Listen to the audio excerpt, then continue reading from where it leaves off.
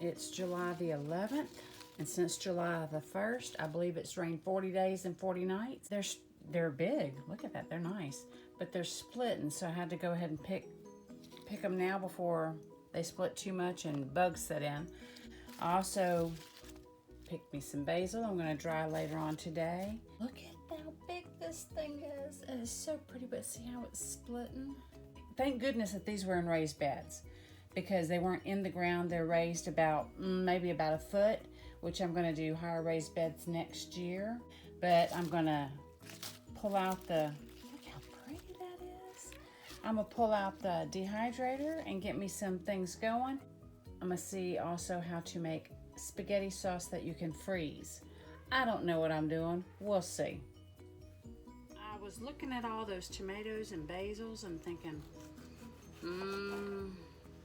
that would be great in a scrambled egg. So bear with me while I cook me some breakfast and try to figure out what I'm gonna do with my day. I'm gonna take some of that basil, I'm gonna take all of that basil, and I'm going to dehydrate it today. Isn't that beautiful? So I'm just gonna chop it a little bit. And it looks like I'm gonna need a few more eggs, and I'm gonna have to share my breakfast with somebody, maybe, I don't know. Let's go ahead and get that turned on, let that cook down a little bit. I've already dehydrated some sweet basil, and it come out good, see? I dehydrated something else too. Oh, it was rosemary, and I went ahead and put it in a, let's see if you can see, I had a container that said rosemary, so I went ahead and did that. So I think I might put a little pinch of rosemary in this too. So far, everything's from my garden. I'm not raising chickens yet, so I had to buy the eggs. That's coming, and I have some pepper jack cheese that I've cut up already that I'm going to go ahead and throw in here too, which I didn't raise any pepper jack plants, so. All right, so let me get to cooking.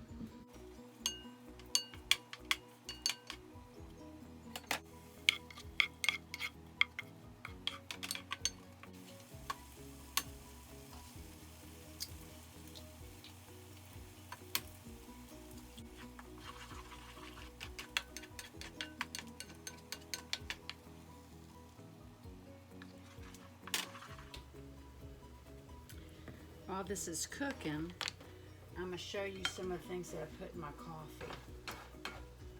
I'm diabetic, so I'm really trying to watch what I eat. I don't like taking the medicines. The insurance is not what it should be. So anyway, I'm really trying to watch what I eat. In my morning coffee, I put me some Herbalife tea concentrate. This is the cinnamon. It really tastes good. But I also put real, well, I say real cinnamon. I'm not sure what store-bought stuff is anymore, but I do put a little bit of ground cinnamon. And I also put ground turmeric. I may not be saying it right, but this adds a lot of flavor to the coffee. Also, when I'm actually brewing my coffee, I like to take a basil leaf or thyme or some kind of fresh herb, and I actually stick it in the coffee with the grounds while it's making. And then there's, of course, my weakness of creamer. So by the time I'm finished with my coffee, it's more like having a dessert with your breakfast. I'm really trying to incorporate more fresh garden vegetables, herbs, spices. It's going to take me a little while to completely get everything I need in my diet to where I can produce it myself. I understand that. Finish that off right there. But that's really my goal. Is I really want to be a lot more self-sufficient and just healthier in general. Look at how that's turning out so far. Oh, this camera does not do justice at all on this. Now about to add just a couple of pieces of my pepper jack cheese. I don't need a whole bunch of black pepper. I just like the little bit of a spice that it brings to it. And I'm going to place my lid over it and let it finish cooking on its own while I clean up the kitchen, and then I'm going to have some breakfast. I'm back with my basil. I went ahead and rinsed it off and let it dry, and it kind of looks a little wilted, but it's fresh. I'm going to take my dehydrator, spread these out, make sure that they can lay flat, give them plenty of breathing room. Now the dehydrator I'm using I got from Academy. It's called a Game Winner. I'm a little bit disappointed because the pamphlet that comes with it does not specify basil, but it does have spinach and chives, which say 6 to 10 hours at about 135. So that's what I'm gonna go with. I'm making sure there's plenty of room. I'm putting a tray in between each one. I just feel like that just gives it more air circulation. We'll see if I'm right or not.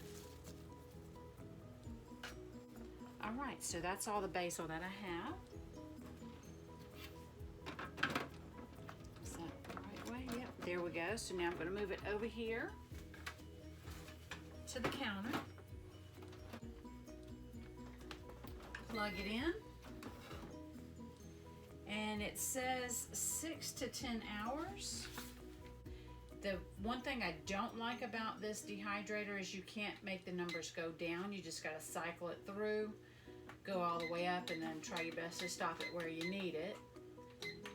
And now 135 degrees. Same thing with the temperature. I have been YouTubing how to can tomatoes all day, and I just couldn't find what I liked. Then I come across broiling tomatoes on your top rack. Sounds interesting. Basically, you cut up your tomatoes, you add you some onions and bell peppers, which you have some in there already, and whatever other seasonings you want. My onions and bell peppers and my garlic I got from a farmer's market a while back. I chopped them up and froze them.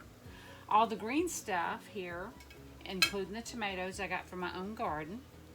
I have me some basil and some Italian oregano, and I have some sage, and I have 2 kinds of parsleys. I have flat and curly, and I believe that's everything. So I'm going to mix this all up together real good. I think I'm gonna cut up another tomato and stick it in there. Get it all mixed up real good, and they said to cook it on the top rack at 450 for about an hour and 20 minutes. I feel like that's why I need to put some more tomatoes in there. And then basically all the lady did was blend it afterwards. That's why I'm just throwing the whole leaves in there. She blended it all up and then froze it. But I'm gonna see if I can it instead. It's been an hour and 20 minutes that these have been roasted. Oh, roasting in here. Oh, they smell so good. Look at that. Okay, maybe it might have been a little too long. I don't know, but look how, I wish you could, can you smell that? I can smell it. Oh, that smells so good. So I'm going to go ahead and let that cool off for a little bit. Then I'm gonna pop it all in the blender and see if I have enough to can. I think I do. I'll just use a small jar. I'm putting away some dishes right now. I'm in the process of doing some canning and dehydrating. I moved into this house about a year ago, and I have not finished doing everything that I want to do yet in here. So I'm working on that today. I have already started to recover my dark cabinets, countertops. I like the color that I've chosen, that I've painted my house, but I don't like these countertops. And as I said before, I love YouTube. So I found cheap, easy ways to redo your countertops. So I'm cleaning out everything here, getting it all put away, and I'm going to show you what I've already started, or I'm gonna finish and then show you what I've already done. I went to the Dollar Tree and I bought some contact paper, rolls of contact paper, about 10 rolls. I think I bought too much. I've already started recovering my countertops and it looks pretty good. I just need to figure out what to seal it with. I think I'm gonna try the Minwax polyurethane. Not that kind that you mix the two parts together. I don't want that. But I think I want the brush on Minwax polyurethane. From what I can tell, that will work. So let me go ahead and finish cleaning this up and wiping everything down real good, let it dry, and then I'll show you how I'm going to use Dollar Tree contact paper.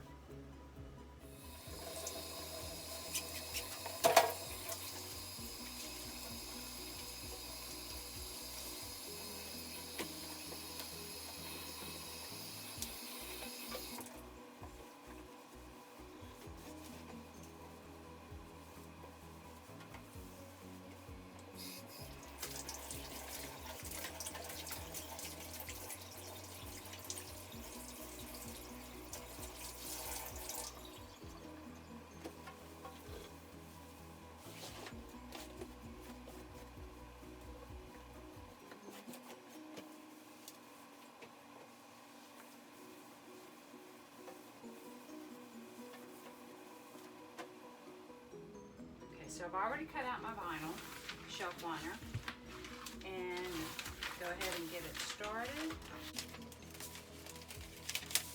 I will tell you that with the Dollar Tree liner,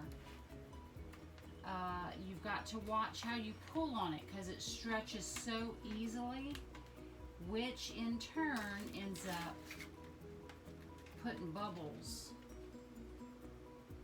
that you don't want. I did my bar area already because that was just easier to get to. And that's how I figured out that you really got to watch pulling on it too much so that you don't have all those bubbles. But once you get it down, it's not hard at all. Just be careful not to pull too much, too fast, too hard.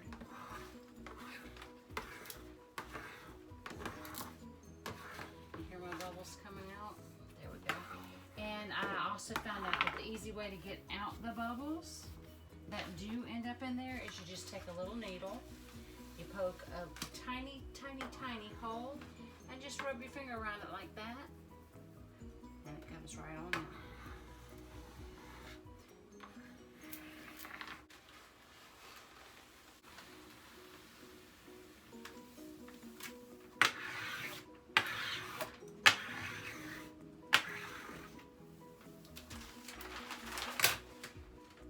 Careful pulling.